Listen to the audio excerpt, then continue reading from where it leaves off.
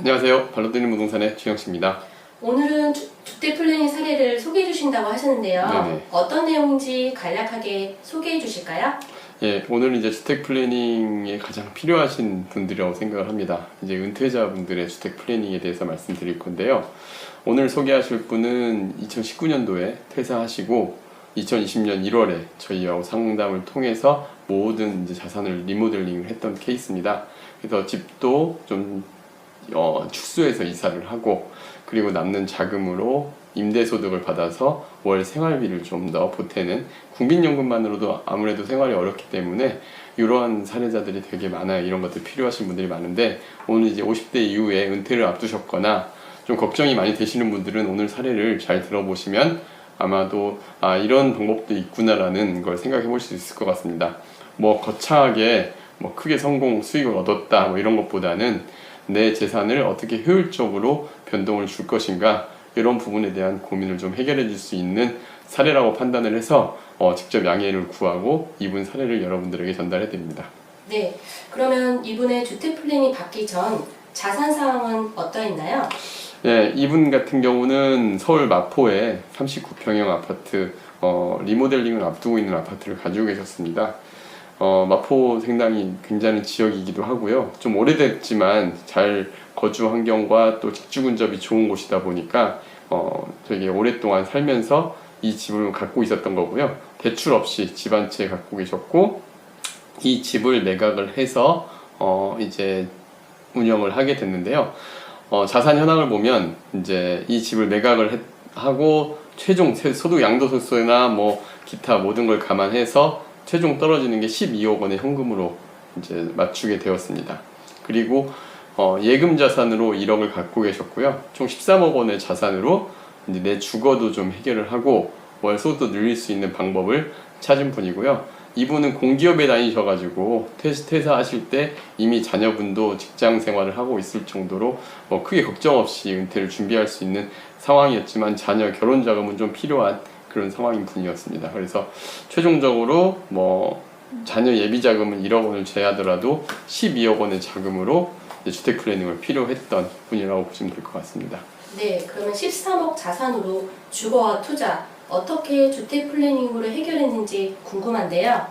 네, 일단 은퇴를 하시면 제일 먼저 하셔야 될 것 중에 하나가 주거 자산이 많다면 상관이 없겠지만 내 생활비가 부족한 상황이 닥치거나 하면은 주택을 좀 축소해가는 다운사이징이 늘 필수적입니다. 근데 사실 다운사이징 하면 사람들이 부정적으로 생각할 수 있지만 20평대로 부부 두 분이 옮겨가는 거 생각보다 만족도가 큽니다. 여러 가지 주거 비용도 축소가 되고 또 생활 반경이 줄어드는 것도 있거든요. 이분도 자녀 한 분이다 보니까, 자녀 한 분도 곧 출가를 할 예정이다 보니까 이제 부부 두 분만 사는데 좀 신도시에 쾌적한 곳에 좀 저렴한 아파트를 찾고 계셨습니다. 그래서 20평대 아파트로 이사를 했는데 한강 신도시 운양동이라는 곳에 반두유보라 이차라는 25평 아파트를 소개를 해드렸고요. 당시에 2020년 1월에 3억 7천에 매입이 가능했습니다. 취득세하고 등기비용이 407만원, 중개수수료 140만원에서 총 4억 7,547만원에 내 집을 대출 없이 들어갔고요. 그 다음에 이제 아드님 증여를 좀 했습니다. 아드님 증여를 좀 하고, 그 다음에 증여 신고해서 또 아드님이 소득도 좀 있는 상황이다 보니까 저희 사무실이 있는 양천 향교역에 그 가양동 휴먼빌이라는 아파트 24평 아파트를 6억 5천에 매입을 했고요. 이 아파트는 물론 현재 살고 있는 분이 전세보증금을 승계받아서 최종 현금으로는 6억 5천에 취득세 994만 5천 원, 그리고 보증금, 그리고 중개수수료까지 해서 2억 9,993만 5천 원이 최종적으로 들어가게 됐고요.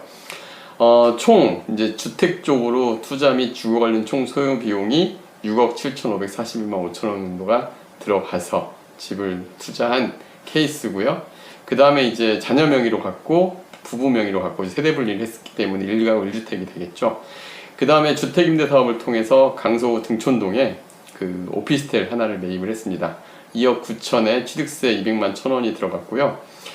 취득세 감면을 받아서 200만 1천원이 들어갔고, 이 오피스텔에서는 대출 없이 2천에 90만원 월세를 받게 되었습니다. 그리고 병원 임대 맞춰진 상가를 2억 6천에 투자를 해서, 그리고 취득세 1196만원, 보증금은 2천에 125만 원의 월세를 받을 수 있었고요. 담보대출 1억 1천을 활용을 해서 1억 4,196만 원 투자, 즉 수익형 부동산으로는 4억 1,300 정도, 4억 1,400 정도 투자가 됐습니다.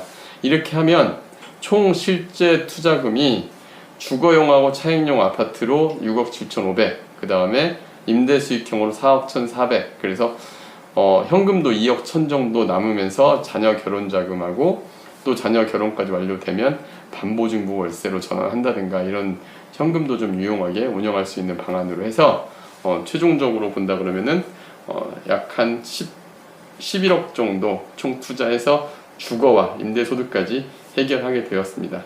물론 2021 현재 결과도 되게 좋은데요. 그 결과는 제가 나중에 표로도 아마 그림으로 참고 영상을 달할 것 같습니다. 네, 은퇴자 주택 플래닝 사례 정말 중요한 것 같은데요. 오늘 소개 말씀 감사합니다. 네, 감사합니다.